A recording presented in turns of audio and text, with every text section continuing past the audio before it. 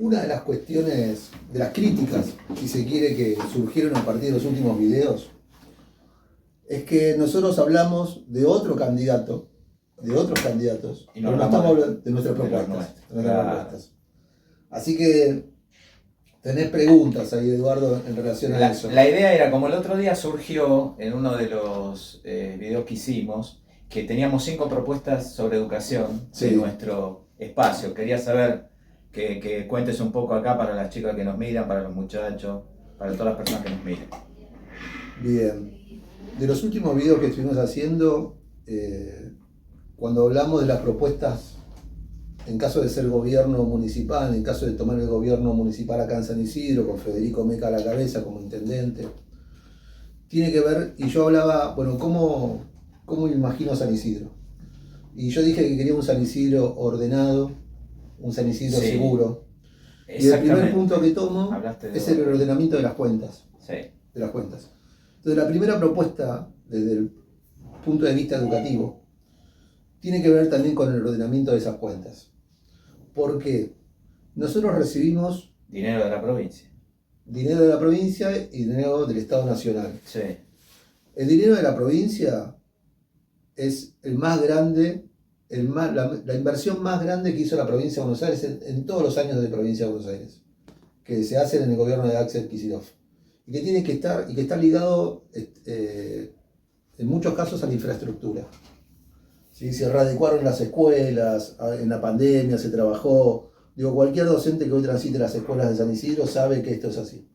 Que tenemos los baños que funcionan, tenemos calefaccionadas todas las aulas. Lo hablamos el otro día, claro, exactamente. Tenemos aulas en nuestro distrito que hoy tienen aire acondicionado. Digo, las condiciones para enseñar y para aprender son mucho más dignas que previo a la pandemia.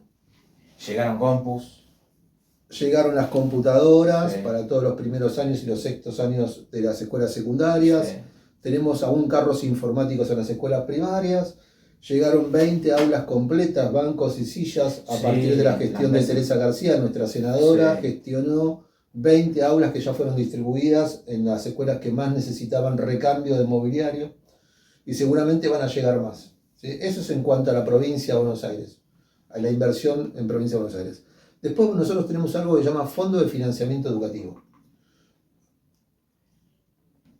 Que la provincia o la nación distribuye a partir de los impuestos que son coparticipables, llegan al Estado provincial y el Estado provincial se los gira al municipio en este caso.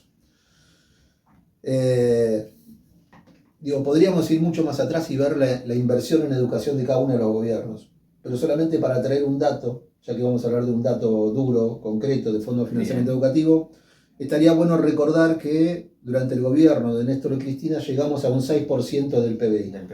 Del PBI, Producto Bruto Interno, lo que produce nuestro país, un 6% está destinado a educación, ciencia y tecnología.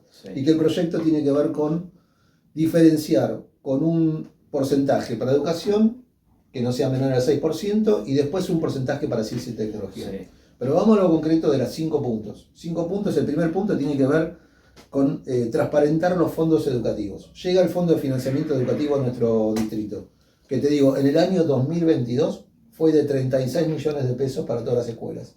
Y en el año 2023, lo acumulado hasta julio de este año, es de 34 millones de pesos. O sea, llegaron 34 millones de pesos al municipio que deben ser destinados a la educación, y obviamente con un criterio que te permita poner esa plata en las escuelas que más se necesitan. Sin embargo, durante el gobierno de Gustavo Posse, no sabemos a dónde se destina ese dinero. No sabemos. ¿Sí? Y que nosotros, de ser gobierno municipal, lo vuelvo a reiterar, con Federico Meca a la cabeza, queremos tener y transparentar esos fondos para que se arme una gran mesa de los que intervienen en educación, para que esos fondos vayan a las escuelas que más lo necesitan. Exactamente. Y no vayan discrecionalmente elegidos a dedos por un municipio. Exactamente. Y que eso sea algo legislado, porque si no va a depender del gobierno de turno a dónde pone esa plata. Y nosotros queremos que esa plata sea transparente. Está perfecto que esté con una ordenanza del municipio o con una ley provincial. O con una ley provincial. Sí, está muy bien. Así que ese es el primer punto. Esta transparencia que nosotros venimos pidiendo desde hace muchos años, porque ya recuerdo como SUTEBA, como pedíamos que se utilizaran los recursos que venían de provincia en las escuelas donde tenían problemas de luz, gas.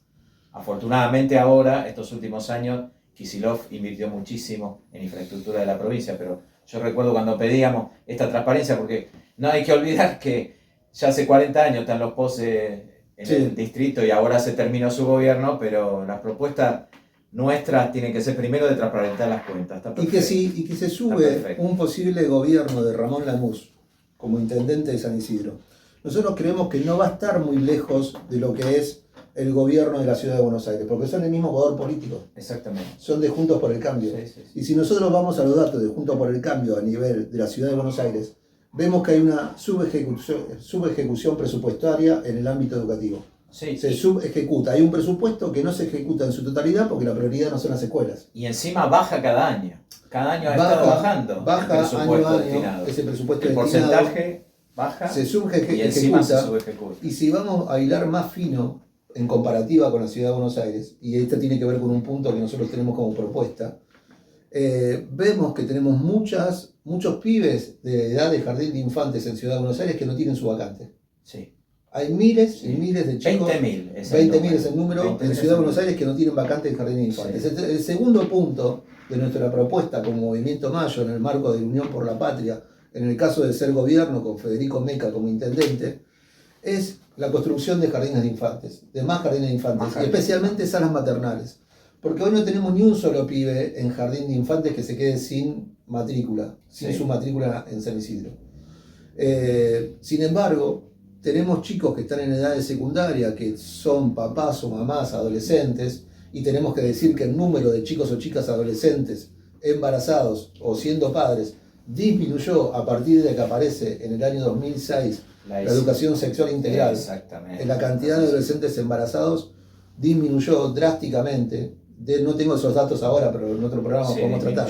Si bien eso disminuyó, aún hoy necesitamos salas maternales. Sí. No solamente para esos adolescentes que van a cursar la escuela secundaria, sino también para los hijos de los docentes. Tal cual. ¿Sí?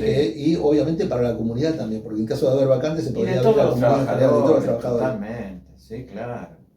Pero ese es el segundo punto, la construcción de jardines de infantes, de salas maternales. Tenemos un centro de formación profesional que aún no tiene edificio propio y que se está consiguiendo el fondo para poder hacerlo, y que seguramente más en esta conexión de la municipalidad trabajando en este sentido, la provincia de Buenos Aires trabajando en el mismo sentido, los logros van a ser aún mayores. Así que ese es el segundo punto, la construcción de escuelas. Sí. Un edificio podría ser también pensando en el Instituto de Formación Docente, ¿no? Sin duda. Fundamental, Instituto, el 52, que es el que pertenece a San Isidro, no tiene edificio. No, está en la escuela 1. Otro punto es mayor número de auxiliares de mantenimiento de los edificios escolares. ¿Qué es lo que sucede hoy? Si bien los edificios escolares están refaccionados, muchos de esos edificios son históricos, requieren una constante manutención. Sí. Porque se te llueve un techo, la cocina que no te enciende, la estufa que no te enciende a tiempo, y es un día de frío. Entonces nosotros vamos por la idea de tener una cuadrilla en San Isidro que sea capaz de hacer esas reparaciones menores. Sí.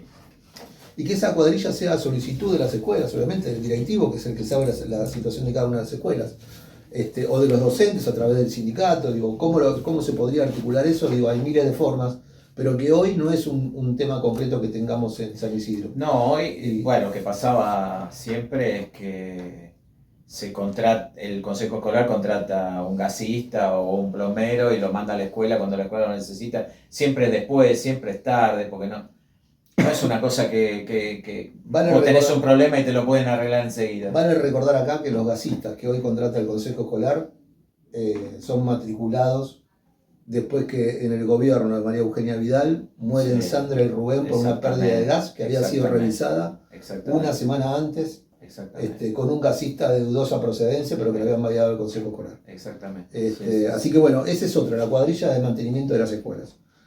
Interesantísimo ese punto. Está muy nosotros hoy, y si bien el plan de Conectar Igualdad no implicaba la conexión a internet, sino que era lo que conllevaba tener Conectar Igualdad en las escuelas, era la posibilidad de conectarse a una red, a una intranet, a partir de un servidor escolar que se actualizaba con los técnicos.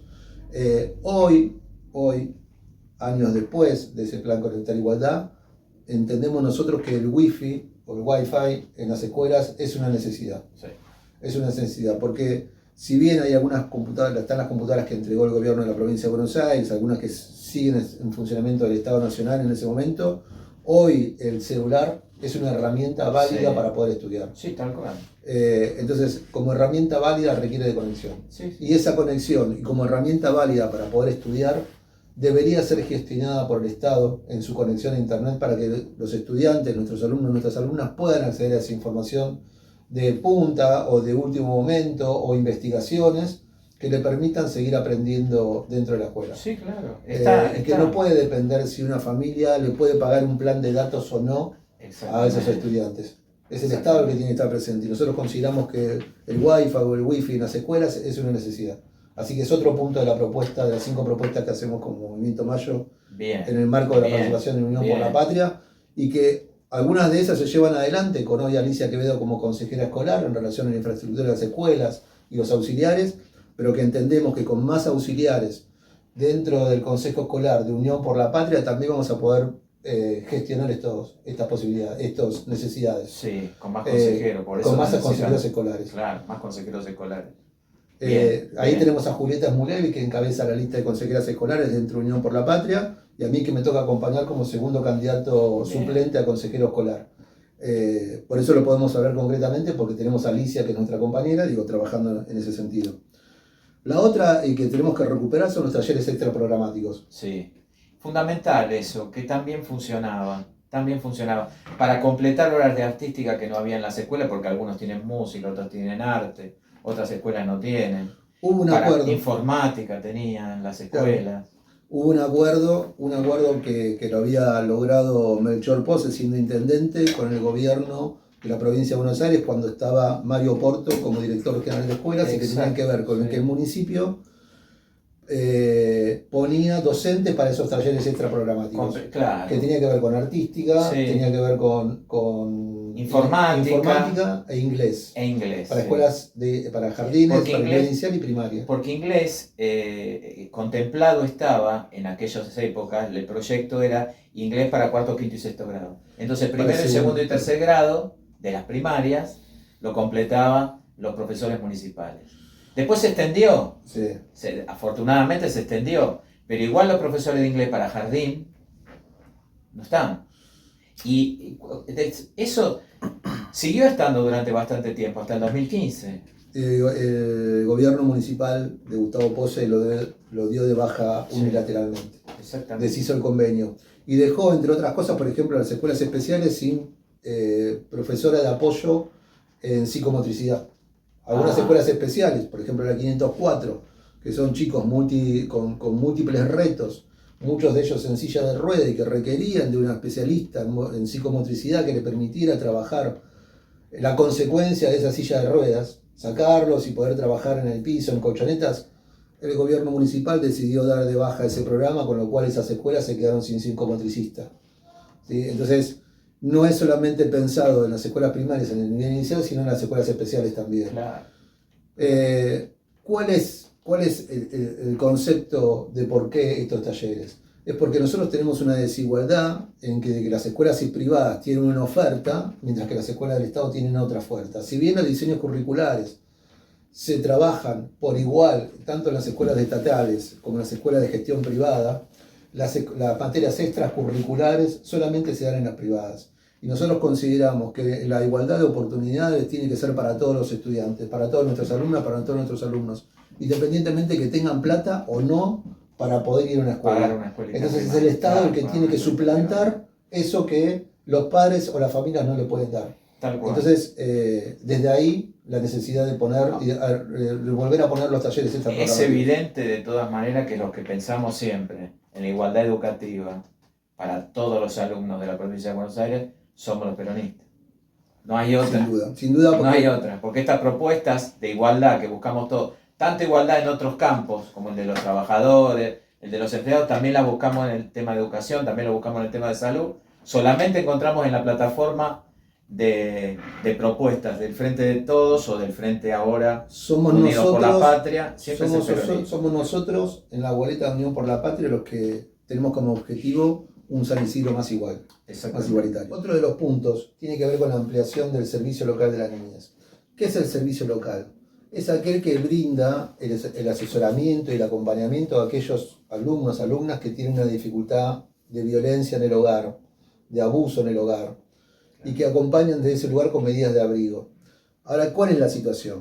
Nosotros tenemos equipos de orientación, uno por escuela primaria. En cada escuela primaria de gestión estatal hay un equipo de orientación escolar que trabaja muy bien y que acompaña las dificultades en la escolarización de esos estudiantes.